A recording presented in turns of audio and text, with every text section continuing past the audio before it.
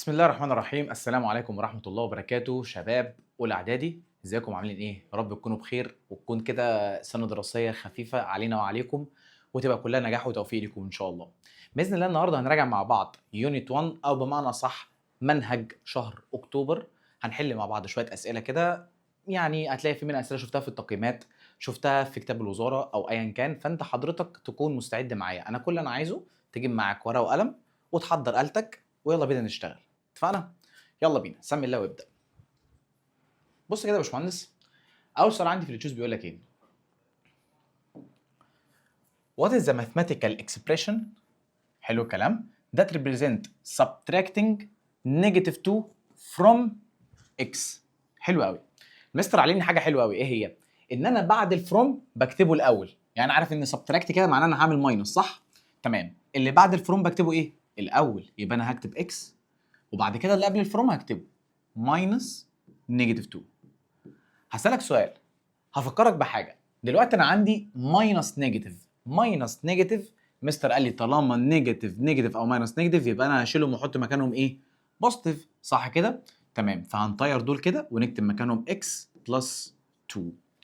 فبالتالي الإجابة هتبقى دي. تعالى معايا في اللي بعده.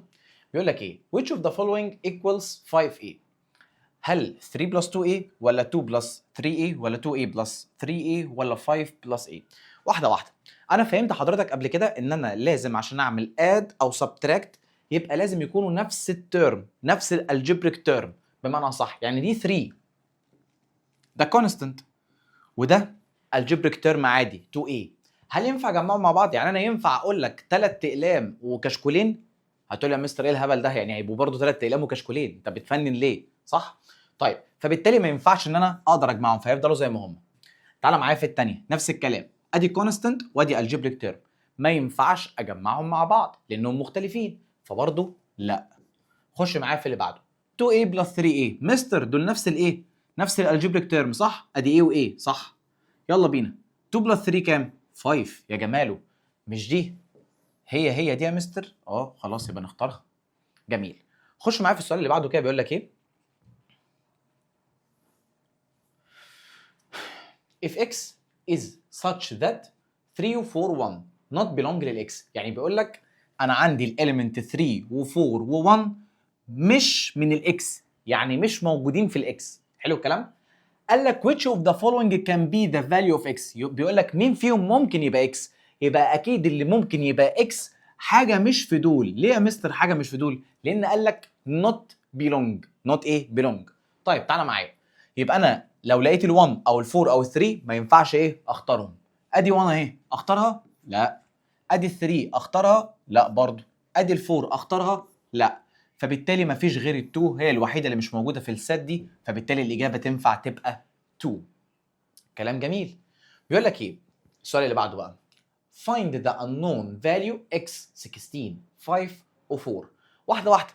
هو طالما رصها لك كده بالطريقه دي تعرف ان هو اشتغل على اول درس عندك في المنهج خالص اللي هو البروبورشن. طيب تعالى فكر معايا، مستر قال لي بروبورشن يعني الاول اوفر الثاني ايكوال الثالث اوفر الرابع، صح كده؟ في مشكله لحد هنا؟ كلام جميل. مستر قال لي انا اول حاجه بشاور عليها الانون او الحرف اللي عندي فين؟ اهو الاكس. تعالى كده يبقى اكتبها على جنب، ادي اكس ايكوال. حلو الكلام، واشد خط فراكشن. الاكس دي بص على مين قصادها تحت؟ الفور، يبقى انا هكتبها تحت. كلام جميل. اتبقى لي التو نمبرز الجمال دول اللي هو 5 تايمز 16. اجي احسبها عليها تطلع كام؟ ادي 80 اوفر 4 تطلع 20. تمام؟ معلش الاجابه دي مش هتلاقيها هنا، فانت اختارها تطلع معاك 20. طيب خش معايا في اللي بعده. اللي بعده ده سؤال عبيط قوي. بص يا باشمهندس، لو انا جيت قلت لحضرتك absolute value -5 بلس 0، مبدئيا كده العصايتين دول يا جماعه حضرتك خدتهم في ابتدائي اسمهم absolute value. اي رقم جوه نيجاتيف هيخرج بوزيتيف، ولو بوزيتيف هيخرج برضو ايه؟ بوزيتيف. يبقى لازم اي رقم جوه الابسوليوت يخرج بوزيتيف. يلا بينا. يبقى دي كده هتبقى يعتبر ايه؟ 5 بلس 0 تطلع بكام؟ ب 5. شفت بقى سهله ازاي؟ طيب تعالى يا مستر معلش ممكن تقول لي سريعا تاني؟ هو انا ممكن احسبها على الاله؟ حضرتك هتلاقي عندك كده ابسوليوت فاليو، هتدوس عليه هيطلع لك العصايتين دول، تكتب نيجاتيف 5 بلس 0. طيب كلام جميل. خش على السؤال السادس، بيقول لك ايه؟ if the length of in the drawing is 2 سنتيمتر، يبقى انا عندي الدروينج length 2 سنتيمتر. قال لك الريل length 6 متر. حلو قوي. 6 متر دي انا لما اجي احولها، انا اتفقت لازم نشتغل مع بعض نفس اليونت، وانا دايما بختار اليونت الصغيره. يعني انا عندي سنتيمتر ولا المتر؟ مين الصغير فيهم؟ السنتيمتر. يبقى انا لما الاقي المتر عندي احوله لايه؟ لسنتيمتر. حلو قوي. يبقى تايمز 100 تطلع كام؟ 600 يا جماله. تمام. يلا بينا يا باشا. الراجل ده عايز ايه؟ عايز السكيل دروينج او دروينج سكيل. الدروينج سكيل بيساوي ايه يا جماعه؟ الدروينج لينث اوفر الريل لينث. يلا بينا. دروينج لينث اهو ايكوال تو اوفر 600. اجي احسبها على الكالكوليتر تطلع كام؟ 1 اوفر 300. ابوس ايدك عشان اعرف الايه الوجع القلب اللي بيحصل لما تيجي تكتبها كده، تطلع تكتبها على الاقل تطلع معاك 1 اوفر 300. ما تدوس ديسيمال، لا خليها زي ما هي. انا عايزها بالفراكشن. يلا نحولها للريشيو. انا عشان احولها للريشيو يا جماعه انا متعود بكتب الاولاني اللي فوق بيتكتب الاول، والتاني بيتكتب ايه؟ اللي هو اللي تحت يعني. يعني اللي تحت بيبقى مكتوب تاني رقم، واللي فوق بيتكتب اول رقم. يبقى 1 2 300. كلام جميل. تعالى معايا بقى ابدا انكشك شويه في شويه اسئله كده. يلا بينا. if the drawing scale is 1 to 1000، عندي drawing scale 1 to 1000. حلو قوي. قال لك اللينث اوف drawing 2.5 سنتيمتر. الراجل عايز الاكشوال لينث. انا معلمك قلت لك طالما في دروينج يبقى انا هسمي دي دروينج لينث كده، احضر نفسي. بيقول لك وات از ذا اكشوال لينث، يعني عايز الريل لينث. طيب وقال لك المتر، ركز معايا في دي قوي. طيب واحده واحده بقى يا باشا. انا هشغل دماغي. انا هكتب الاول دروينج سكيل. هو دروينج سكيل يا جماعه مش عباره عن دروينج لينث ليه الريل لينث. نكتب كده الايه الجيفن بتاعي 1 اوفر 1000. طيب قال لك الدروينج يا جماعه 2.5 سنتيمتر، اكتبها تحت الدروينج ولا تحت الريل؟ تحت الدروينج اهي 2.5 اهو. انا عايز الريل لينث صح؟ اسميه اكس. يلا يا باشا بقت سهله والله. انا عشان اجيب الاكس هعمل ايه؟ هعمل كروس مالتيبليكيشن جميله. ادي 2.5 تايمز 1000 ديفايدد 1. يلا بينا. يبقى الاكس ايكوال 2.5 تايمز 1000 اوفر 1. تطلع معاك بكام؟ هتطلع معاك 250. دي 1 و2 تبقى 250. طيب انا عايز اجيبها بالمتر، دي سنتيمتر خلي بالك. هو طالبها منك ايه؟ بالمتر. اوعى تجري على وتختار دي، لا مش هينفع. طيب تعالى فكر معايا بقى. 2 بوينت انا قلت لك عشان خاطر السنتيمتر احوله المتر بعمله ديفايدد 100، يبقى 250 ديفايدد 100 تطلع كام؟ 2.5 متر اهو. كلام جميل. خش على اللي بعده. خلي بالك هتلاقي افكار من دي كتير عشان انت لازم تتسال عليها في الامتحان. ممكن وارد جدا يجي لك سؤالين او اكتر. طب يلا بينا. السؤال اللي بعده بيقول لك ايه؟ if the actual length اهو، يعني ده الريل لينث خلاص كده اتعودت. الاكشوال هو الريل. قال لك and the drawing scale 1 to 10000. حلو الكلام. الراجل عايز ايه؟ عايز اللينث اوف drawing in سنتيمتر. طيب تعالى بقى واحده واحده. مستر قال لي انا هكتب الدروينج سكيل اهي بالمنظر ده اهي. احنا متفقين ان ده الدروينج وده الريل صح كده؟ طيب هو مديني في المساله الريل صح كده؟ كلام جميل. يبقى 90 متر. حلو الكلام. كده انا الريل اللي هجيبه، سوري انا اسف، دي الريل لينث فاكتبها تحت الريل عفوا. يبقى هنا 90. طب بالمره يا معلم ما تحولها لسنتيمتر. مش ال 90 دي عشان احولها لسنتيمتر ادي ال 90 اعملها تايمز 100 تطلع كام؟ تطلع 9000. هكتب ال 9000 فين؟ هنا اهو. تمام؟ يلا بينا. اشتغل بقى. اجيب الاكس ازاي؟ يلا بينا. كروس مالتيبليكيشن الجميله. يبقى 1 باي 9000 ماشي اهو تايمز يعني بعد كده ديفايدد ايه؟ 10000. يبقى الاكس ايكوال 9000 باي 1 اوفر 10000. تطلع كام؟ تعال نطير الزيروات مع بعض كده، تحسبها على الاقل انت ما تشغلش بالك يعني. انا بس احب اتسلى. تطلع 0.9. ماشي، يبقى 0.9 سنتيمتر. كلام جميل، اسئله حلوه، افكارها حلوه. انت لازم تتعود انك تقرا السؤال عشان خاطري وعشان خاطرنا كلنا. يعني حرام انت تضيع منك اسئله تافهه زي دي بانك مش بتقرا السؤال، تقول يا خبر ابيض يا نهار ازرق ايه ده، كل ده انجلش، انا خلاص كده رحت في داهيه. لا يا عم، في ايه؟ اقرا السؤال واحده واحده وطلع الجيفن زي ما انا بعلم على كل سؤال اهو، وواحده واحده والدنيا هتظبط معاك. اتفقنا؟ طيب يلا بينا نكمل. بص كده السؤال ده من الاسئله المفضله لقلبي، يعني انا بحبها جدا بصراحه. بص كده حضرتك، بيقول لك اذا دروينج سكيل المنظر ده اهو. طيب تعال نقرا الاول مع بعض ونشوف الدروينج سكيل ماشي ازاي. قال لك الديستانس بتوين تو سيتيز اون ذا ماب، يعني الماب دي يا جماعه الدروينج لينث. الدروينج ايه؟ لينث. عايز الريل ديستانس بتوين زم. طب ما واحده واحده، انا لازم اطلع دروينج سكيل من الرسمه. طب يا مستر واحده واحده، هو انا شايف ان هي عماله تزيد. بص كل مره عماله تزيد كام؟ 30. عماله تزيد كام؟ 30. تبقى دي 1 2 30. حلو الكلام. تعالى معايا بقى، الدروينج لينث كام؟ مش 3؟ كلام حلو قوي. يلا بينا، انا عايز الريل لينث. حلو الكلام. يعني انا عايز دي الاكس. اجيب الاكس ازاي يا شباب؟ يلا بينا، كروس مالتيبليكيشن. كنت بقولها لكم ازاي؟ بعمل صح بالشقلوب، اللي هي تايمز بعد كده ديفايدد. ادي تايمز بعد كده ديفايدد، يبقى 30 باي 3 اوفر 1 تطلع كام؟ 90. المفروض 90 كام؟ مش هو مديلك سنتيمتر؟ اهي سنتيمتر. طيب كده بقى هنقف حبه حلوين. ليه يا معلم؟ لان هو مديني كذا يونت مختلفه، صح انا بيتهيألي؟ طيب كلام منطقي. هو هنا على فكره بالمناسبه كان مديالي بالكيلومتر، كان مدياني بالايه؟ بالكيلومتر. يعني انا المفروض لما كنت احل مسالتي كنت اخلي دي من كيلومتر لسنتيمتر. طيب كيلومتر لسنتيمتر يعني المفروض ال 30 اعملها تايمز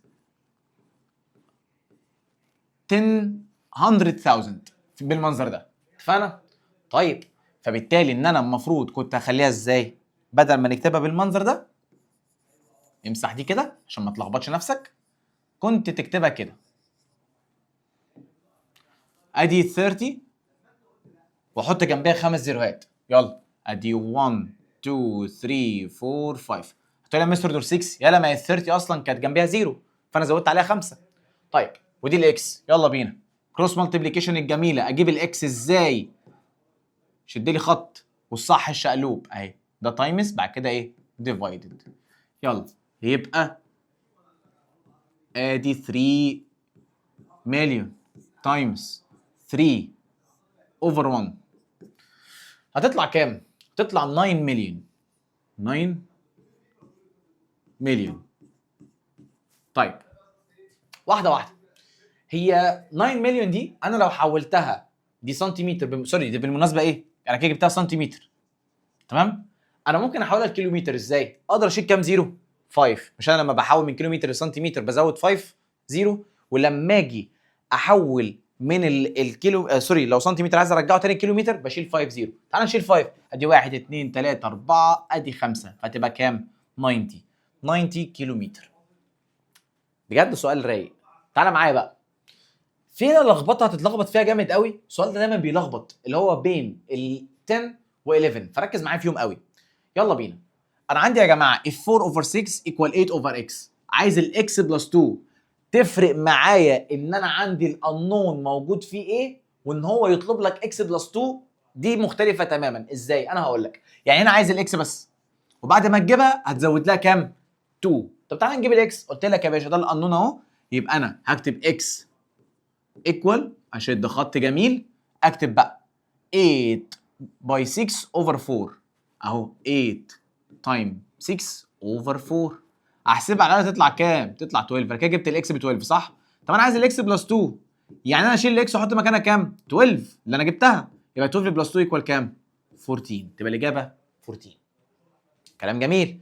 بص بقى الفرق بين اللي فاتت دي واللي جايه. المره دي هو مديني اكس ماينس 3، شايف دي كده اهي، مدياني في قلب المساله، تمام؟ وعايز الاكس بس بكام؟ تعالى انا شايف ان ده كله على بعضه الانون اهو. ادي اكس ماينس 3 اكتبه. مستر قال لي ايكوال واشد ايه؟ خط. بص على مين؟ ال7، يبقى ال7 تحت. مين اللي اتبقى؟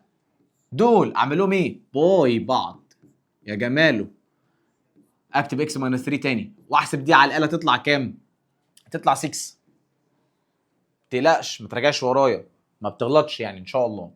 طيب واحده واحده بقى. المستر قال لي بعد ما بخلص المساله كده انا بشوف بعمل حاجه اسمها انفرس اوبريشن. يعني ايه انفرس اوبريشن؟ يعني النيجاتيف هوديه الناحيه الثانيه بالايه؟ بالعكس، فيبقى بلس، فيبقى الاكس ايكوال 6 بلس 3 ايكوال كام؟ 9. والله تحفه. انا شايف الحاجات دي مبسوط كده والله، جاتوه مش ماث والله. طيب تعالى معايا نكمل. سؤال رقم 12، سؤال جميل قوي ورايق بصراحه. بيقول لك ايه سؤال 12 ده؟ two numbers have a ratio 5 to 2. ادي الريشيو يا عم اكتبها في الرايق 5 وهنا 2. قال لك the smaller number is 8. انا هسالك سؤال اخوي، smaller number يبقى انا لما اجي اكتبه هكتبه تحت ال5 ولا ال2؟ مين فيهم اصغر؟ اكيد ال2، يبقى اكتب هنا 8. طيب وبيقول لك عايز اللارجر نمبر بكام؟ ده اللي هو عايزه. طيب يا باشا سميه اكس، سميه واي، سميه حمص، اي حاجه مش فارقه، المهم انك تسميه خلاص. يلا يا باشا انا عايز اجيب الاكس. مستر قال لي بقاله 30 ساعه بيقول لك ايه؟ الصح بالشقلوب اهي، ادي الصح بالشقلوب. يعني انت بتعمل الصح كده؟ لا انا بعملها العكس، بعملها كده. يعني 5 تايم 8 اوفر 2 تطلع كام يا باشا؟ هتطلع ب 20. الله. نرجع نكمل يا جماعه كده. انا عندي سؤال 13 بيقول لك ايه، وركز معايا قوي عشان الدرس ده بالذات اللي هو البيرسنت والديسكاونت والكلام ده كله، زي ما انا قلت لحضرتك ان هو في كذا اجابه ليه، بس انت او سوري كذا اسلوب حل، بس الاجابه واحد. يعني مثلا الاجابه لو 30 انت تحلها باي طريقه طلعها 30 مفيش مشكله صح، لكن مثلا مش تحلها بطريقه ثانيه وطلعها اجابه مختلفه فكده تبقى غلط. فهمت قصدي؟ يعني اهم شيء انك تطلع الاجابه صح. الطريقه ازاي؟ كلهم صح. شوف انت بتتابع ازاي او الاسهل لك ايه وحلها. انا بقولها بطريقه سهله قوي. بص كده معايا. بيقول لك a shopkeeper bought a TV set for LE 1440 and sold it 1800. عايز يعرف البروفيت كام. يا عم انا احكي لك القصه بالعربي. تعال نحكي موقف. انا دلوقتي يا باشا الجراب ده عجبني. بكام ده يا ريس؟ عند محل موبايلات. قال لي ب 200 جنيه. رحت قاعد مع اصحابي على القهوه وبتاع، واحد صاحبي شاف الجراب عجبه قوي، قال لي بقول لك انا هشتريه منك. قلت له ماشي ب 250 جنيه. انا بدانا عادي مش مشكله. فراح اداني 250. كده انا كسبت كام؟ ها؟ فعلا 50 صح؟ طب انت حسبتها ازاي يا ابو العريف؟ ما انت قلت لي يا مستر عملنا 250 ماينس 200 اداني كام؟ 50. ده مكسبك. نفس الكلام بالظبط. انا عايز اعرف هو كسب كام، بس هو عايزها بالبيرسنت. يا عم كلام جميل، تعالى معايا. يبقى انا هعمل اول حاجه ماينس. اعمل اول حاجه ايه؟ ماينس. بشوف الثمن اللي هو باعه ماينس اللي اشتراه بيه. تطلع كام؟ 360. يلا يا باشا. يبقى انا عشان اجيب البروفيت هعمل اللي انا كسبته ده 360 جنيه اهو اللي هو كسبهم يعني، اوفر التوتال بتاعها اصلا اللي هي 1440 اللي هو سعرها الاصلي تايمز 1000. اوعى تتلخبط وتعملها بالسعر اللي انت بعته، لا بالسعر الاصلي. تعال نحسبها مع بعض اشوف هتطلع معانا كام. تعال نحسبها مع بعض. لو انا جيت قلت لحضرتك ادي 360 ماشي ديفايدد 1440 تايمز 100 تطلع كام؟ تطلع 25% اهي. يلا كويشن 14 بقى بيقول لك ايه؟ بيقول لك نيجاتيف 3 اوفر 4 exceeds 3 اوفر 8 باي اماونت اوف. طب واحده واحده. exceeds دي يا جماعه انا علمتك ان هي عباره عن ايه؟ يعني بتزيد عنها بقد ايه؟ مبدئيا كده انا بشيلها وبحط مكانها ماينس، بشيلها واحط مكانها ايه؟ ماينس. يبقى نيجاتيف 3 اوفر 4 ماينس 3 اوفر 8. تحسبها على الاقل ما تشغلش دماغك، كفايه وجع قلب يعني. هتطلع بنيجاتيف 9 اوفر 8. كلام جميل جدا. طيب يلا بينا خش على سؤال 15 وجمال 15 بقى. بيقول لك ايه؟ if 2 over 3 plus x equal 2 over 3 then الاكس equal كام؟ انا هسألك سؤال، هو ايه الرقم لما اجي اعمل له بلس ما بيأثرش في العمليه الحسابيه؟ مين الرقم اللي لما بعمل له اد او سبتراكت كانه مش موجود؟ اد او سبتراكت، ها مش تايمز وديفايدد. اد او سبتراكت يا مستر الرقم اللي ملوش اي قيمه خالص ما بيأثرش على العمليه الحسابيه بتاعتي اللي هو الاديتيف ايدنتيتي اللي هو الزيرو. يبقى الاكس على طول بكام؟ بزيرو. طالما نزلت زي ما هي ما اتغيرتش يبقى الاكس بكام؟ بزيرو. سؤال ببلاش يعني، حلو يا جماله بقى. السؤال ده جميل قوي انا بحبه بصراحه. بص يا باشمهندس بيقول لك ايه؟ انت بريفيوس فين دايجرام، يعني فين دايجرام اللي قدامك ده الراجل اللي طيب ده عايز ايه؟ بيقول لك هات لي الاي دي اسمها انترسكشن بي. انترسكت يا شباب يعني العلامه دي كده اللي هي اليو مقلوبه او بيقول عليها حرف ان، مش عارف ازاي ما فيهاش اي شبه بينها وبين الان، بس دي المفروض يو مقلوبه يعني. دي اسمها ايه يا جماعه؟ انترسكت. انترسكت يعني ايه؟ المتكرر يعني المتشابه. طيب معلش دي زياده، دي النقطه اللي على الحرف شيل، هي دي النيله وربنا لقاها خالص اهي من اول وجديد يا عم. بص كده المتكرر. طيب يلا بينا، ايه المتكرر بين الدايرتين دول؟ ها هو ال1 بس كده خلاص، اختار ال1. عارف لو طلب A يونيون B، اليونيون ده اللي هو ده اهو، ال A يونيون B. حلو الكلام. A دي معناها اسمها ايه؟ يونيون. يونيون يا جماعه يعني ايه؟ يعني كل الارقام، كل حاجه، بحب اقول عليها كده كل حاجه، زي كنترول A كده. تمام. بص يا باشا بناخد كل الارقام بقى، بناخد ال1 وال2 وال3 وال4 وال5 وال6 عادي جدا. كلام جميل. تعالى معايا بقى في اللي جاي دي. الراجل اللي ده بيقول لك ايه؟ بيقول لك نيجاتيف 4 بلس 4 ايكوال 0 از كولد ايه؟ يا جماعه مش دي نيجاتيف 4 ودي 4 يعني الاثنين عكس اشاره بعض، عكس الساين بمعنى صح، عكس الساين دي بتبقى اسمها اديتيف انفرس. طيب بص بقى اللي جاي دي عشان انت بتتلخبط بين دي ودي. بيقول لك نيجاتيف 2 بلس 0 ايكوال نيجاتيف 2. انا لسه قايل لك من شويه الزيرو ده ما بيأثرش في العمليه الحسابيه واسمه اديتيف ايدنتيتي، فانا اسميه اديتيف ايدنتيتي اهو. يلا بينا اللي بعده. قال لك يا باشمهندس ايه؟ سؤال 19. ده multiplicative inverse of negative 2 over 5. حلو قوي. additive inverse يا جماعه دي ايه؟ انا بعكس الساين، بعكس الايه؟ الساين. يعني ايه؟ يعني لو هي بوزيتيف اخليها نيجاتيف، لو نيجاتيف اخليها ايه؟ بوزيتيف. طيب انا عندي ده نيجاتيف، اعكس اشارته تبقى 2 over 5 اهي. اللي بعده. بص يا شباب بيقول لك ايه؟ ده multiplicative inverse of 1. يا جماعه ال1 يا جماعه كنا بنقول عليه اسمه ايه؟ ملوش شقلوب. ليه؟ لان ده كانه 1 اوفر 1. مالتيبليكيتيف انفرس يا شباب دي معناه ان انا بشقلب، بخلي اللي تحت فوق اللي فوق ايه؟ تحت. طيب فهتبقى 1 اوفر 1 برضه صح؟ يا مستر الضحك ده، طب ما 1 اوفر 1 ايكوال كام؟ 1. انت عملت ايه كده يعني؟ بس فاحنا بنقول عليها مالتيبليكيتيف انفرس بتاعت ال1 از اتسيلف. ال1 والنيجاتيف 1 از ايه؟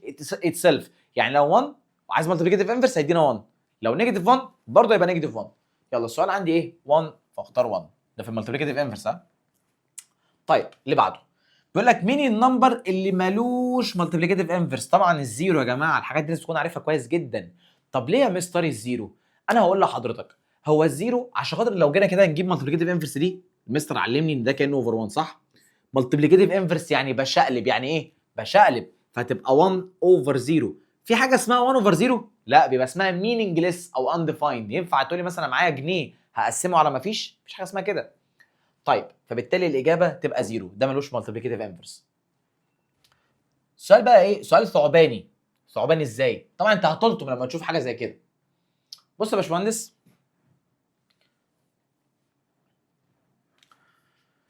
ده مالتيبليكيتيف انفرس اوف 0.12. طيب مبدئيا كده يا جماعه 0.12 دي يعني اصولا هتبقى في غلطه هنا بالمناسبه، فينا شرطه. طيب 0.12 يا شباب لما تيجي حضرتك تكتبها على الاله اللي هي 0.12121212، ده اسمه ترمينيتنج ديسمال. اسمه ايه؟ ترمينيتنج ديسيمال. فانت عشان حضرتك تبقى عارف عشان خاطر ازاي تحوله لفراكشن هتكتبه على الاله كده 0.12121212 لحد ما يطلع معاك. لما تيجي تطلع معاك فراكشن تطلع معاك 4 اوفر 33. طيب تعالى معايا بقى، انا عايز اجيب المالتيبليكيتيف انفرس. المالتيبليكيتيف انفرس اللي بيحصل بشقلبها فبتبقى 33 اوفر 4. يلا بينا اللي بعده. بيقول لك ايه؟ بيقول لك 3 و3 اوفر 5 تايمز كام تدينا 1. بص يا باشمهندس الموضوع سهل قوي. عارف انا اعمل ايه؟ انا اول حاجه ده ميكسد. انت رجعت الابتدائي بقى، يلا بينا. الميكسد ده يا جماعه لازم اخليه امبروبر فراكشن. ازاي؟ يلا مستر كان بيقول لي ايه؟ تايمز بعد كده بلس صح؟ يلا بينا. 3 تايمز 5 كام؟ 15. 15 بلس 3 18 اوفر 5. تمام؟ طيب انا قلت لك اي فراكشن تايمز اتس مالتيبليكيتيف انفرس ايكوال 1. تاني اني فراكشن لما اعمل له تايمز المالتيبليكيتيف انفرس بتاعته تدينا 1. طب تعالى كده اتاكد معايا. يعني يا مستر دي 18 اوفر 5 المالتيبليكيتيف انفرس بتاعتها ايه؟ 5 اوفر 18. بس كده يبقى الاجابه بتاعتي هنا كام؟ 5 اوفر 18. عايز تراجع اجابتك ورايا راجع، بس بالله عليك والنبي لما تتراجع على الاله كده وتجرب، ده لما تيجي تكتبه على الاله ما تكتبش 3 بعد كده تدوس فراكشن، لا بتعمل شيفت فراكشن فيطلع لك المنظر ده اهو كده اهو كده اهو اوفر كده اهو، فتكتب بقى الارقام تمام، فتطلع معاك 5 اوفر 18. يلا بينا 2 اوفر 5. المستر قال لي فراكشن ديسيمال ايا كان عايز تحول لبيرسنت بعمله تايمز 100 فتبقى 2 اوفر 5 تايمز ايه 100 تطلع كام 40% على الاله بتاعتك. يلا بينا 0.75 عايزها ان ذا فورم اي اوفر بي، يا خبر ابيض صعبه قوي، عايزها في شكل الفراكشن، يا عم اكتبها ودوس ايكوال، اكتب 0.75 على الاله ودوس ايكوال يابا تطلع 3 اوفر 4. يا الانسان لما بيحب يصعب الدنيا على نفسه بيبقى يلا الحمد لله. خش معاك دي بيقول لك ايه بقى، بيقول لك 5 نقط ايه علاقتها ب 3 و4 و5. مبدئيا المستر قال لي انا امتى استخدم بيلونج ونوت بيلونج وامتى استخدم سبست ونوت سبست. طيب بيلونج ونوت بيلونج دي يا جماعه لما يكون مدين رقم عادي كده من غير ست على الله كده مع نفسه، فكده استخدم بيلونج او نوت بيلونج. طب امتى استخدم سبست؟ لما يكون ست مع ست او ست اوف نمبرز مع ست اوف نمبرز. طيب يلا بينا مستري الفايف، هل هي موجوده هنا يا جماعه؟ اه موجوده اهي، باخد الغياب اهي، مش هي موجوده؟ اه، فبالتالي تبقى بيلونج، تبقى ايه بيلونج، يعني نختار اول واحده. اللي بعده بيقول لك ايه 3، وهنا برضو نفس الكلام انا هستخدم بيلونج او نوت بيلونج. بص هنا بقى الخباثه بيقول لك ايه 33 و22، اوعى تختار تقول لي 3 موجود هنا فخلاص اختارها، لا هو قال لك 33 يعني رقم، يعني ده رقم وده رقم، يعني عمر مثلا ما يكون الموبايل زي ريموت التلفزيون، لا ما الاثنين شغالين ببطاريه او لا ما فيش حاجه اسمها كده تمام. حضرتك يا فندم لما تيجي تفكر معايا هتقول لي ده 3 ده 3 وده 33 فمختلفين، فتبقى نوت بيلونج، اوعى تقع في الوعكه دي. اللي بعده بص بقى هنا ست وست، يبقى انا هستخدم سبست او نوت ايه سبست. يلا بينا ادي ال1 موجوده وال2 موجوده، طالما كلهم موجودين تبقى الاجابه سبست. طيب اللي بعده بص السؤال ده ادفانسد شويه، يعني ادفانسد شويه كده عاجبني بصراحه، في فكره يعني هاير سكيل كده، عايز بني ادم، فكده كده انت بني ادم يعني فربنا يسترها. بص بقى معايا بيقول لك what is the appropriate equation to find the length of a side of an equilateral triangle with perimeter of 12 سنتيمتر. يعني بيقول لك انا عايز اطلع equation الايكويلاترال تريانجل. الايكويلاترال تريانجل يا جماعه بالمناسبه بيبقى شكله عامل كده بالظبط و all sides are equal، يعني هو بيقول لك البريمتر ب 12 مجموعهم كام 12، يعني ده لو اكس وده اكس وده اكس، تعال نجمعهم كده البريمتر بيساوي ايه؟ انا بجمع السايدات اكس بلس اكس بلس اكس، اكس واكس واكس يبقوا كام اكس 3 اكس، يبقى 3 اكس ايكوال 12 اللي هي فين اهي. سؤال ادفانسد ما تحطش نفسك فيه قوي يعني. طيب بص بقى يا باشمهندس انا عندي يا جماعه برضو معلومه مهمه بتقول لحضرتك ايه في سؤال 30 بالذات.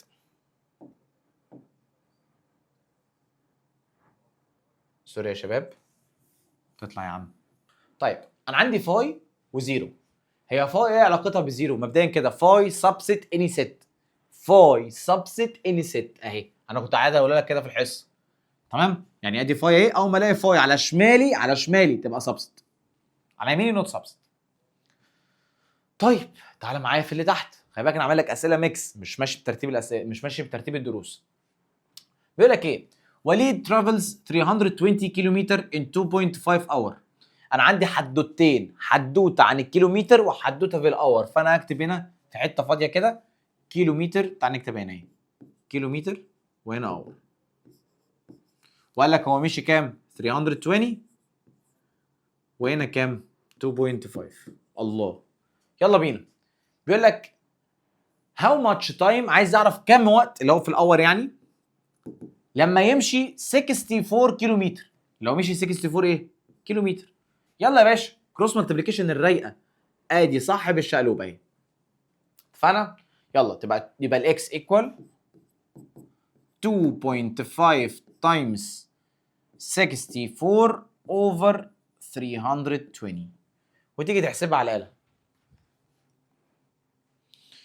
تحسبها على الاله 2.5 تايمز 64 على 320 تطلع هاف اللي هي 0.5 اهي. طيب اللي بعده بيقول لك ايه؟ سؤال 32. تعال نطلع فوق كده. هوبا يلا.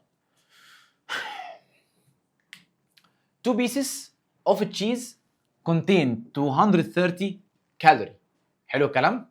يعني بيقول لك انا عندي الاثنين قطعتين فيهم 230 كالوري، عايز يعرف كام كالوري في in 5 piece of same type of cheese. طب واحده واحده. يعني عندي هنا تشيز، عندي شويه جبنه،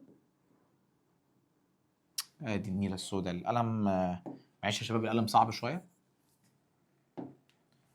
ادي التشيز اهي، وادي الكالوري. يلا بينا. هو قال لك كام بيس؟ 2 بيس، بس كتبها لك بالانجلش. ما من دي من ضمن الحاجات اللي بيلخبطك. هو مش هيجيب سؤال صعب يا جماعه، هو هيحاول ايه؟ يخضك، يجيبه لك بطريقه مختلفه. بدل ما يكتب مثلا رقم يكتب لك مكانه حروف يعني. طيب هنا 2 بيس اوف تشيز، وهنا عندي 230 كالوري. بيقول لك انا عايز اعرف كام كالوري، يعني هنا اكس في ال 5 تشيز. طيب يا عم كروس مالتيبليكيشن، ادي الصح بالشقلوب. 5 تايمز 230 اوفر 2. تعال نحسبها مع بعض. تطلع باين 115. والله ما محتاجه تحسب. تعالى كده نفكر مع بعض. دي كده 1150. احنا نحسب احسن. بص كده يا باشمهندس، ادي 2 سوري 5 تايمز 230 على 2 تطلع 575. تبقى 575. كلام جميل. السؤال ده على فكره كان هاير سكيل في الكتاب المعاصر يعني، فخلي بالك. بيقول لك ايه؟ لو انا عندي 15% of x equal 20% of y، تمام؟ which of the following equal x to y. طب ما واحده واحده. يعني بيقول لك انا عندي 15% of x of دي معناها times x equal 20%، يعني 20 over 100 times ايه؟ الواي. طب حلو. عايز الاكس تو واي، يعني عايز الاكس اوفر واي. يعني انا هنزل دي هنا، فدي تنزل الناحيه الثانيه عشان ايه؟ ما تزعلش. يبقى انا عشان اجيب الاكس اوفر واي او الاكس تو واي هي بالظبط، هعمل 20 اوفر 100 او 20% بمعنى صح ديفايدد 15%. عايز تكتبها على بالبرسنت ماشي، عايز تحولها لفراكشن وتكتبها عادي اهو. هاجي احسبها تطلع غالبا 4 اوفر 3، بس نتاكد. ادي 20 ادي 0.2 ديفايد 0.15 تطلع معانا 4 to 3. تمام ماشي.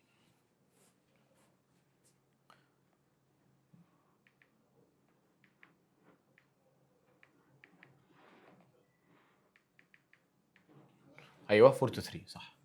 اوكي يلا عامل اللي بعدها. احنا بقينا حريفه. بص كده بيقول لك ايه؟ عايز الاكس. لو مش عايز الاكس وعايز ال 4 بلس اكس، يعني انا هجيب الاكس واعمل لها بلس ايه؟ 4. تمام. يلا يا باشا ادي الاكس اهي القانون، فاكتب قصادها دي ال5 اكتبها تحت ودول تايمز بعض تبقى 2 تايم 15. تحسبها على تدي لك كام؟ هتديك 5 6. طيب هو عايز 4 بلس اكس، يعني 4 بلس 6 تطلع كام؟ 10. جميل يلا بينا. بيقول لك ايه بقى؟ السؤال ده خلي بالك يوقع. ده لسه استنى انزل اطلع تاني. اهي بيقول لك 120 ال اي وير ديفايدد اتقسموا. طالما اتقسموا هعرف ان انا اشتغل على طول ايه؟ اللي هي بالريشيو بتاعت الصم. تمام. ده ابلكيشن اون ريشيو بالمناسبه. between two persons in the ratio 2 to 3. عايز السمولر شير. طب واحده واحده. هو بيقول لك 2 to 3 وده الفيرست وده السكند. انا هكتب عليه عادي مش مشكله. كان في خانه ثالثه يا جماعه بنسميها ايه؟ sum. طيب 2 بلس 3 كام؟ 5. وهو المجموع اصلا هنا كام؟ 120. عايز السمولر شير. السمولر شير يا جماعه ان اللي اقل، الاقل اللي هو مين؟ ال2 ولا ال3؟ اكيد ال2، فهسمي دي اكس. يلا بينا كروس مالتيبليكيشن صاحب الشقلوب. يبقى 2 تايم 120 على 5 تطلع كام؟ 48 اهي. كلام منطقي جدا والله. طيب يا عم اطلع بقى، ده انت ده انت رزل قوي. طيب يلا بينا.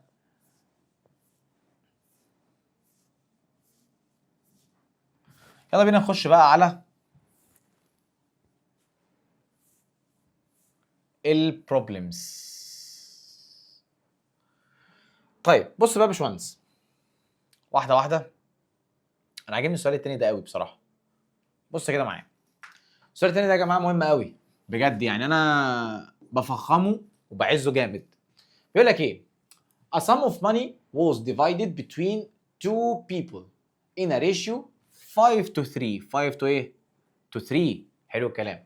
يعني عندي مجموعه من الفلوس اتوزعت على ريشيو 5 to 3. حلو. قال لك if the second person's share exceeds the first person يعني هو زاد عنه بكام؟ ب 30. انا قلت لك اول ما تلاقي كلمه exceed يبقى انت تشتغل على الديفرنس مش الصم. فيلا بينا، يبقى 5 وهنا 2 3 وهنا difference. اكتب هنا ايه؟ 5 minus 3 كام؟ 2. وهنا كام؟ 30. الله. طيب واحده واحده بقى. دلوقتي يا باشمهندسين انا عندي ال5 هو عايز ايه؟ عايز كل واحد بكام، صح؟ هسمي دي اكس واسمي دي واي. يلا يا باشا، يبقى الاكس بتساوي ايه؟ كروس بالشقلوب، يعني 5 تايم 30 اوفر 2 هتطلع كام؟ ادي 15 ادي 75. طيب يلا الواي بكام؟ نفس القصه، 3 تايم 30 اوفر 2 هتطلع كام؟ 45. كلام والله منطقي جدا، وبص انا حبيته يعني. اللي بعده بيقول لك ايه؟ if the scale drawing ratio on a map is 1 to 1000 اهو. والله المستر قال لي اول ما اقفش كده يبقى ده drawing وده الريل وده ال1 وده ال1000. قال لك and the actual length، actual يا جماعه ان الريل قال لك 5 كيلومتر. طيب 5 كيلومتر، انا بحب اكتب الريل احوله بالمره. يلا يا باشا، كيلومتر لسنتيمتر، خش على سنتيمتر. طيب سنتيمتر يا جماعه انا هحط جنبيه كام زيرو؟ 5. ادي 2 ادي 4 ادي 5. يلا هو عايز الايه؟ عايز اللينث اون ا ماب، يعني دي الاكس. اجيب الاكس ازاي؟ يلا يا باشا كروس مالتيبليكيشن الجميله، يبقى 1 تايمز 500 1000 على 1000 تطلع كام؟ موظف هنا زيرو ناقص. طير طير طير طير وطير كمان واحده وطير كمان واحده، يبقى 500 سنتيمتر. بص طالما قال لك اماب يا جماعه وسكت، عايز تجيبها بالكيلومتر شغال، عايز تجيبها بالسنتيمتر شغال، عايز تجيبها باي يونت شغال. بس انا يعني انت بتعود تجيبها بالسنتيمتر، فانا قلت ايه؟ امشي معاك على ايه؟ على القصه دي. طيب يلا بينا. If 100 gram of food provide 300 calories، بيقول لك عندي لو كل 100 جرام بيدوني 300 كالوري، عايز يعرف النمبر اوف كالوري in 30 جرام. طب ما واحده واحده، تعال نكتبها كده. انا هكتب هنا الجرام اهو، مش انا قصتي كلها مع الجرام، الحدوته كلها بتتكلم عن ايه؟ جرام وكالوري. ادي الجرام وادي الكالوري. الجرام الاولى كانت بكام؟ 100 وهنا كام؟ 300. قال لك بقى عايز يعرف كام كالوري، انا مش عارفها، فدي اكس عند الكالوري، وعند الجرام اسميها 30. الله يا مستري، هجيب الاكس ازاي؟ اقسم بالله طول الحصه او طول الفيديو عمال اقول لك نفس القصه اهو. كروس مالتيبليكيشن صاحب الشقلوب، اي حاجه ابوس ايدك، اي حاجه كده يعني ايه، روق عليا يا اخي. يا ساتر، تطلع كام؟ تطلع 90. تمام، تطلع 90. 90 لان الزيروين دول اروح مع الزيروين دول، معلش بحسب بدماغي، حقوق عليا. طيب السؤال بقى المفضل لقلبك، يلا بينا. بص يا باشمهندس كده، انا عندي اف سي ايكوال 7 و2 والاي 5 و2 و3 و7 والبي 4 و7 و5. حلو الكلام. الراجل طيب ده عايز ايه؟ عايز ايه يونيون بي انترسكت السي. حلو، وعايز الاي يونيون بي يونيون سي، وعايز الاي انترسكت بي انترسكت السي. طب تعالى معايا، طب ايه رايك نرسمها؟ تعال والله ما مزعلك، تعال نرسمها يلا. انا عندي اكبر واحده الاي، بعد كده الوسط البي، بعد كده السي، يبقى انا اول واحده كده الكبيره ايه، ماشي، والثانيه بي. البي والاي اهم حاجه، في حاجه مشتركه في 7 اهو وفي 5، يبقى انا هعمل كده. فانا ادي ايه وادي بي. السي في حاجه مشتركه معاهم، ال7 برضو، يبقى انا هخش معاهم واحده سي كده. بص اهي ادي السي. يلا بينا. ايه المشترك بين الثلاثه؟ ادي 7 وادي 7 وادي 7. طيب يبقى هنا ال7 هتبقى في الدايره اللي في النص هنا. اتفقنا؟ طيب والسي والاي بينهم 2، فدي السي والاي يبقى 2 هنا. اتفقنا؟ طيب يلا بينا كده. 2 و7 خلصوا. خش معايا السي كده يعتبر انتهت. وهنا الاي ال2 وال7 خلصوا. فاضل 5 و3 وال5 مشتركه هنا، يبقى ال5 هنا. تمام؟ وال4 لوحدها كده. البي خلصت. والاي هي 5 و2 و3 و7. ادي 5 و2 و7 فاضل 3. مساله يعني ممكن تكون اوقع شويه. تعالى معايا يلا. بص يا باشمهندس، بيقول لك ايه؟ عايز الاي يونيون بي انترسكت السي. تعالى نلون. الاي يونيون بي، اي يونيون بي يا جماعه يعني يقصد ايه؟ كل حاجه في الاي والبي. طب تعالى معايا، كل حاجه في الاي والبي اهي. ممكن نجيبها من هنا او من الرسمه، اي حاجه. ممكن نجيبها من هنا اسهل بما انها كل حاجه يعني. يلا بينا. يبقى تبقى 5 و2 و3 و7. اكمل 4. طب واحده واحده. ال7 انا كتبتها اكتبها تاني؟ لا. ال5 كتبتها اكتبها تاني؟ لا. فخلاص كده. انترسكت مين؟ يلا. السي اللي هي كام؟ 7 و2. والله العظيم الحياه بسيطه. انت بتعوض، بتكتب مكان كل حاجه. انا ببسطها على نفسي واحده واحده. طيب يلا بينا. انا انترسكت مستر قال لي المتكرر. هو مين المتكرر يا اخواتي هنا؟ هي 7. يبقى هنا الاجابه تبقى ايه؟ تبقى 7. تحفه. يلا بينا. تعالى معايا. الاي يونيون بي يونيون سي. اي يونيون بي يونيون سي يعني كل الارقام. تعالى معايا يا عم اهو. تعالى نروح من بعض فين؟ اكتب كل حاجه. ادي 7 امشي معايا بقى كده. وال2. هتقول لي يا مستر انت بتكتب السي الاول مع انه كاتب الايه الاول. يا عم ما تقلقش، ما هو يونيون يعني كل حاجه. فانت تبدا من اي ناحيه مش تفرق. المهم انك تكتب الارقام كلها وما تكتبش حاجه متكرره. يلا 7 و2 و5. ال2 اوريدي كتبتها. ال3 لا. ال7 اوريدي كتبتها فمش هكتبها. يلا. ال4 الله. ال7 كتبتها وال5 كتبتها فاقفل. تالت حاجه بقى، راجل الطيب الجدع ده عايز ايه؟ بيقول لك الاي انترسكت البي انترسكت السي. ايه المشترك بين الاي والبي والسي مع بعض يا شباب؟ تعالى معايا اقول لك. ايه المتكرر في الثلاثه؟ هتلاقيها 7. بص اهي، هي الحته دي اللي هي 7. طيب خش معايا في السؤال السادس. بيقول لك ايه؟ 55 بلس نيجاتيف 225 بلس 45 بلس 220 سوري 255. عايز البروبرتيز اوف اديشن. يعني ما ينفعش حضرتك ترصها لي على الاله وتدوس لي ايكوال. ما تموتنيش من الضحك، لازم ستيبس يا معلمه. طيب انا يا جماعه في الاد والسبتراكت انا قلت لك في الاد لو انت لقيت رقم واديتيف انفرس بتاعته تقربهم من بعض. دي اول حاجه. طب هل في رقم وعكس اشارته هنا؟ اه اهو. طب تسمح لي ده يروح هنا وده يجي هنا بعد اذنك، يعني لو مش هيضايقك بالاشاره بتاعته. يعني ده بوزيتيف هيروح بوزيتيف اهو. ادي 255 بلس ودي تنزل ايه؟ نيجاتيف 255. ماشي. بلس 45 بلس 55. عظيم. طيب يلا بينا يا مستر. اللي انا بدلتهم دول لو انت عايز تكتب الاسامي يعني. التبديله دي حضرتك خدتها من ابتدائي والله والله العظيم من رابعه ابتدائي بتاخدها. اسمها كوميوتيتيف. طالما بدلت من غير براكتات يبقى كوميوتيتيف. يلا وتعملها له بين براكت. الله. خش على اللي بعده. احسب دول مع بعض. هي 255 بلس نيجاتيف 255 يا جماعه. هي بس عكس الاشاره. يبقى هيدينا الناتج بتاعنا ايه؟ 0. طيب يبقى هنا 0 بلس 45 بلس 55. هتقول لي يا مستر بقى ما احسبها يعني. انا خلاص كتبت ستيبس اهو. ما احسبها بقى من اول مره. يا عم الله يسترك اتعامل مع ان اللي بيصحح لك ده اللي هو يا عم انا مش عايزين نجيب سيره اي حد خالص. انا بقى يا عم انا اللي هصحح لك في ورقتك. فاعتبرني جاهل. جاهل ازاي؟ يعني اتعامل معايا واحده واحده كأن انا مش عارف حاجه في الماث. اتفقنا؟ طيب فعشان كده تاخد الستبس كامله من غير ما حد يضايقك. اللي احنا عملناه ده يا جماعه اسمه ايه؟ اديتيف انفرس بالمناسبه. بعد كده 45 بلس 55 تدينا كام؟ 100 بلس 0 اللي هو بكام؟ ب 100. بص انا عملت ايه؟ عملت دي كده بكام؟ حسبتها على الاله طلعت 100 ونزلت الزيرو معاها تطلع 100. طبعا دي اسمها اديتيف ايدنتيتي. اديتيف ايدنتيتي. بس مسألة سهلة، هي ما فيهاش أي حاجة. بص بقى يا باشا، هي دي السؤال السادس اللي كان معايا. مش حاجة صعبة خالص صدقني. أنا عايزك تبقى هادي، وأهم حاجة الستبس في المسائل المقالية اللي تشوز. أنا مش مطالب من حضرتك إن أنت تبقى مثلا تجيب الخطوات وتشوف الستبس والكلام ده كله. لا، أنا بشوف الإجابة النهائية في اللي تشوز. لكن في المقالي انا لازم اشوف يا جماعه ستيبس بالمنظر ده زي ما حضرتك شايف كده. تمام، بالتوفيق ان شاء الله. نكمل.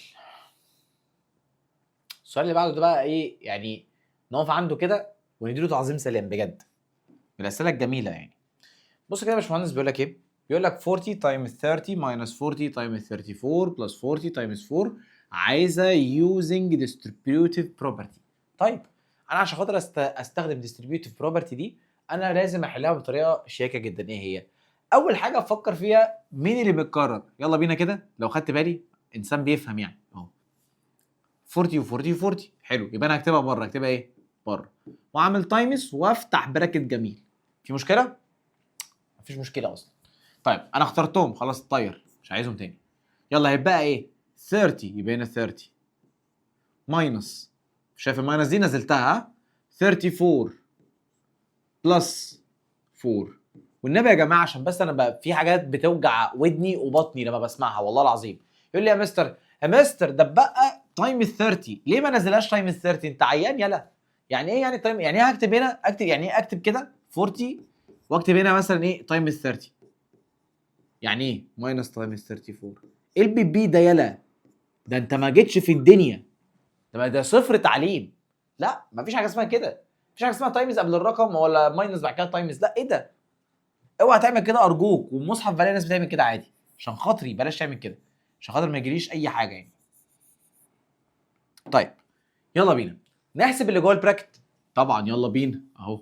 حضرتك هتكتب دي 40 زي ما هي تايمز، احسب لي جوه البراكت ده بكام. هيطلع معاك بزيرو. يعني لما تكتب عليها 30 ماينس 34 بلس 4 تطلع لك كام؟ زيرو. زيرو. نيجاتيف 4 بلس 4 زيرو. طيب يلا بينا 40 تايمز زيرو على الاقل او بدماغك مش محتاجه اي حاجه تايمز زيرو بكام؟ بزيرو. في مشكله لحد هنا؟ كلام جميل والله. انا شايف ان في يعني حلويات، والله العظيم حلويات. يلا نكمل.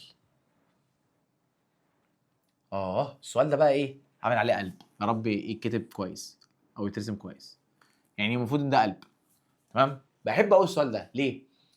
ده يلخبطك، ما فيهوش اي حاجه خالص، يلخبطك بسهوله جدا. تمام؟ طب ركز معايا والنبي.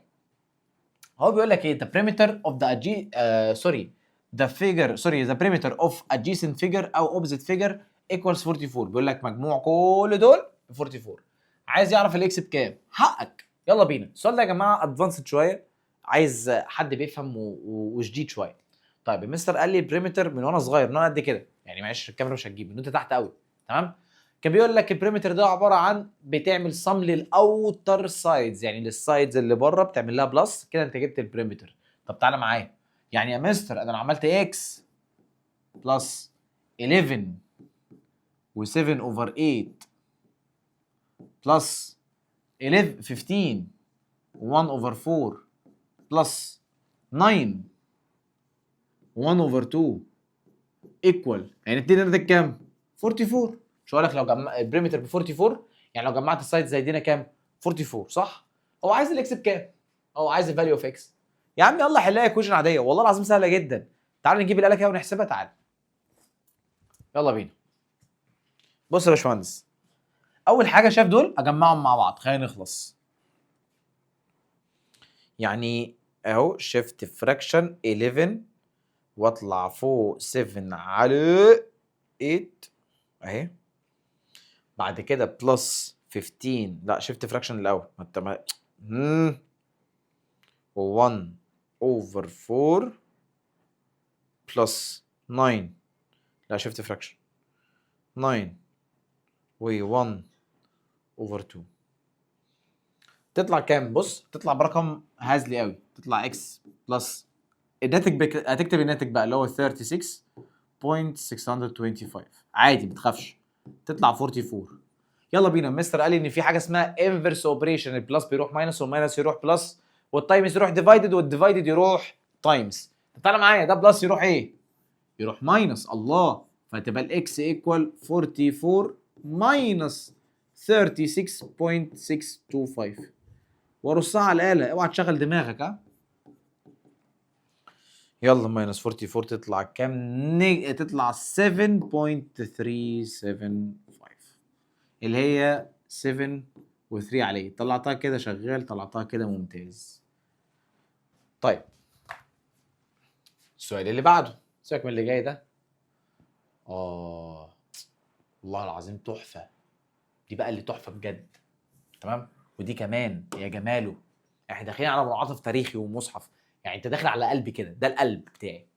بص بقى بيقول لك ايه، بيقول لك a company is selling a television، عندي شركه بتبيع تلفزيون ب 2100 باوند، يا بلاش هو المصحف. قال لك if the company's profit، قال لك margin is 12%، عايز يعرف الكوست برايس اوف ذا ديفايس. واحده واحده. بيقول لك عندي شركه بتبيع تلفزيون، حلو الكلام، ب 2100. قال لك لو مكسب الشركه 12%، 12 ايه في المية، عايزين يعرفوا تكلفه السعر بتاعت الجهاز.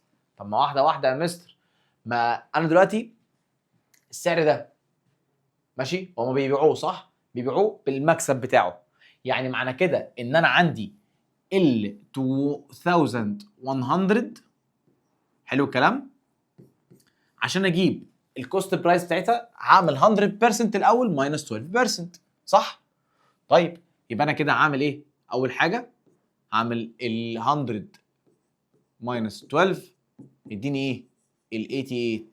تمام؟ فانا بالتالي هعملها 88 اوفر 100. طيب واحسبها على الاله، بيقول لك ادي 2100 تايمز 88 اوفر 100 تطلع 1848، يبقى ده تكلفه الجهاز، وهم حطوا ال 12% بقى بيتباع ب 1100. تمام. طب هي مستر 88 دي جت منين؟ قلت لك انا بعملها ماينس 100%. زي مثلا لما اجي اقول لحضرتك انت مش بتتمشى في مول عادي، فلقيت محل مكتوب عليه 20% اوف، يعني خصم 20% بمعنى صح، فانت بتيجي تخش تقيس تيشيرت ولا اي حاجه ولا بنطلون ولا ايا كان، عليه خصم 20%، فبعد ما تخلص وتيجي تحاسب، انت هتحاسب على قيمه التيشيرت اللي انت جبته. تمام، يعني انت هتدفع 20% ولا تدفع 80%؟ اكيد هتدفع 80%، ما هو 100 ماينس 20 تدينا 80، نفس الكلام بالظبط. هو قال لك انا ببيع التلفزيون ب 2100، قال لك لو مكسب الجهاز ده 12%، انا كسبت منه 12%، يبقى انا بعته بكام؟ فانا في الاول عايز اعرف اصفي منها الاول اهو، وعملت لها تايمز ايه البيرسنت بتاعتها، فطلعت معايا 18 دي 4. بالمناسبه يا جماعه معلش القلم سيء شويه. طيب نرجع نكمل، اطلع يا باشا. if the ratio، دي جميله برضو، if the ratio of sides of triangle، البريمتر بتاعه، البريمتر 135 is 3 2 5 2 7. شفت المساله اللي حليتها من شويه بتاعت الاكس اللي انا ما جمعتهم وعملت ماينس، دي مش مهمه قد ما دي مهمه بالنسبه لي، فركز معايا اسمع. طيب انا عندي ده اول سايد وده تاني سايد وده تالت سايد، قال لك عندي حاجه ثالثه اسمها السم او البريمتر يا جماعه. فانا عندي البريمتر ده بيساوي ايه؟ مش مجموع السايدز، فانا هجمعهم برضو. 3 بلس 5 8، 8 بلس 7 15، واكتب تحتيها الريل بقى اللي هو الحقيقي تحت اهو، واسمي ده اكس وواي وزد. بص بقى بيقول لك ايه، بيقول لك find the length of longest side. انا اقول لك حاجه، longest side دي يقصد ايه؟ يعني هو عايز انهي واحده 3 ولا 5 ولا 7؟ طبعا هنختار على واحده اللي هي 7. يعني انا عايز اجيب الزد، بس انا هعمل معاك الصح، انا هجيب الثلاثه. يلا بينا. اجيب الاكس ازاي يا شباب؟ كروس مالتيبليكيشن، 3 تايم 135 اوفر 15، يبقى 3 تايم 135 على 15 هتطلع كام؟ احسب على الاله. والله انا عايز احسبها كده عادي، بس انا مش قادر بصراحه، انا فاصل والله، يعني احنا داخلين على الفجر خلاص، يعني ربنا يكرم باذن الله ويقوينا. تطلع 27. يلا اجيب الواي ازاي يا شباب؟ 5 تايمز 135 على 15 على 15. ايه ده؟ اسف، دي 5 دي 3 ودي 5 ماشي، يبقى انا تمام زي الفل، احنا ماشيين صح. انا بس اللي بهنك دلوقتي خلاص، انا بخلص كده، تعرف على طول المنظر ده، تعرف ان ايه، ان مستر محمد عصام بيفنش كده، البطاريه بتفضى. طيب دي 45. اجيب الزد ازاي يا جماعه؟ يبقى 7 تايم 135 على 15 تطلع كام؟ تطلع 63. هو عايز اللونجست سايد اللي هو الزد اصلا، فانا جبته، بس انا جبت الاكس والواي ده ايه جدعانه مني عشان امرنك على الكروس مالتيبليكيشن كويس قوي. طيب حلوه دي. بيقول لك ايه؟ بيقول لك two people invested in a business. قال لك the first invested، قال لك ده استثمر ب 5000 والتاني استثمر ب 8000. قال لك في اخر السنه البروفيت كان 3900، كسبوا 3900. عايزين نعرف كل واحد البروفيت بتاعه كام. طب واحده واحده، يعني عندي الفيرست وعندي السكند وعندي الصم. يلا بينا. الفيرست كام؟ اللي هو اول واحد دفعه 5000. والسكند كام؟ 8000. الصم يا جماعه مجموعهم، لما اجمع دول مع بعض ادينا 13000. طيب قال لك ايه بقى؟ قال لك المكسب عندي 3900. حلو قوي. عايز كل واحد بكام؟ سمي ده اكس وده واي يا باشا. يلا. الاكس بيساوي ايه؟ كروس مالتيبليكيشن، خلاص زهقنا منها. ده تايم ده ديفايد ده، يبقى 5000 تايمز 3900 على 13000. احسب. تعال نحسب مع بعض. 5000 تايمز 3900 ديفايد 13 هوبا تطلع كام؟ 1500. يلا يا باشا اجيب الواي، الواي يعني، بس بحب اهزر. فهتبقى 8000 كروس مالتيبليكيشن الرايقه تايمز 3900 على التوتال 13000 اللي هي 13000. تطلع كام يا غالي؟ احسب معايا ما تزهقش. تطلع 8000 اللي هي 2400. تحفه التحفه. اللي بعده بيقول لك ايه يا باشا؟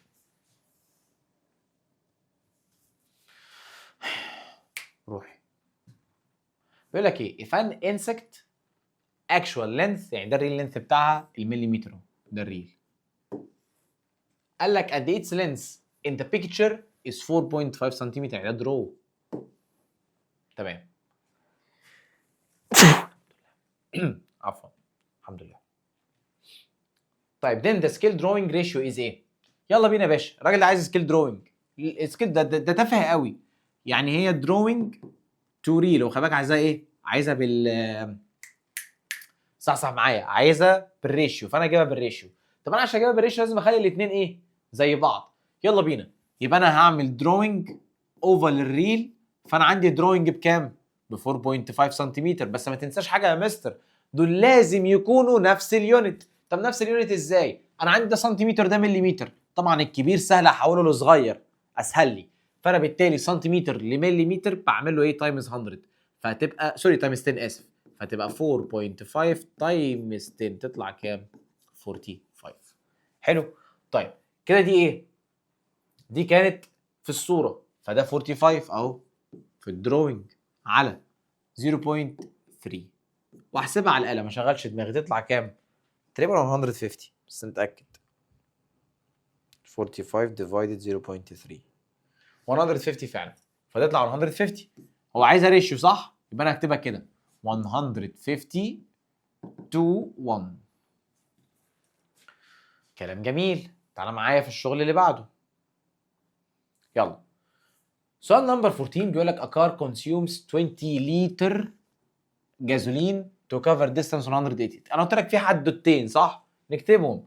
هنا الليتر اهو وهنا الكيلومتر. كام لتر هنا؟ 20. مشي بيهم قد ايه؟ 180. كلام عظيم. قال لك بقى how much does it consume to cover a distance 540 كيلومتر. يبقى انا هكتبها تحت الكيلومتر. يلا اسمي دي اكس. اجيب الاكس ازاي؟ ده تايم ده اوفر ده، ادي 20 تايم 540 اوفر 180 واحسبها على الاقل تطلع كام؟ تطلع 60. جميل جدا. تحفه. طيب اعتقد دي اخر مساله معانا النهارده. اخر مساله. calculate the selling price. عايز يعرف السعر اللي اتباع بيه يعني a group electrical appliances اللي هي اجهزه كهربائيه purchased for 72 pound thousand given that the profit percentage is 12%. حلو. الراجل بيقول لك ايه؟ عايز يعرف السعر اللي هبيعه بكام؟ وركز معايا بقى. قال لك ان هو هيكسب 12%. حلو، يعني دي كده 100%، او ده السعر الاساسي. فانا هشوف انا هبيعها بكام، عكس السؤال اللي فات. السؤال اللي فات كان مديني البيعه وعايز اعرف ثمن الحاجه كام اللي وقفت عليها في الشركه. طيب تعالى معايا بقى دلوقتي عشان اقدر اجيب السيلينج برايس. الموضوع سهل جدا يا جماعه. انا اول حاجه، او انا عندي دي 100%، فلما ازود عليها الربح هتبقى 112%. يبقى 100 بلس 12 تطلع كام؟ 112%. يلا تبقى 72,000 تايمز 112 اوفر 100. انا مش عارف ليه بتعمل كده يعني. اهي احسبها على الكالكوليتر تطلع كام؟ هتطلع 112 اوفر 100. وفي ايه؟ 112 اوفر 100 تطلع 80,640. عارف لو كانت العكس؟ يعني ايه العكس؟ يعني لو كان مديها لك الثمن جاهز وعايز يعرف هي واقفه عليها صافي كام من غير ربح، كان هينقص على طول. يعني كنت هعمل 180 ماينس 12 ساعتها تطلع 88%. فكنت هعمل ال 72 تايم 1000 تايمز 88 اوفر 100 تطلع كام؟ كنت احسبها بالطريقه دي يا جماعه. تطلع كام معايا؟ اهو 72 اوبا تايمز 0.88 اللي هي يعني تطلع 63360. وكده الحمد لله يا جماعه انا خلصت معاك حل اسئله متنوعه من منهج شهر اكتوبر. اتمنى تكون استفدت واتمنى اكون افدت حضرتك. ان شاء الله باذن الله انا معاك في اي وقت، واستنونا عشان في مفاجآت كتير جايه مع بعضينا باذن الله. انا عايزك تكون هادي وما تنساش ادواتك وانت رايح الامتحان، ده اول حاجه. تاني حاجه يا ريت اتمنى ان حضرتك تقرا السؤال كويس اللي تشوز قبل ما تحله، والمقالي، وتطلع الجيفن كده على جنب عشان تعرف تشتغل، عشان ما تلخبطش نفسك وما تقعش في غلطات كتير. طبعا انا بفكرك ان انا بحبك وبحب من يحبك، واشوفك على خير ان شاء الله قريب جدا. في مفاجآت جايه معانا، انتظرونا، واشوفكم على خير يا رب. وابقوا طمنوني بقى عملتوا في الامتحان. ماشي؟ يلا، السلام عليكم.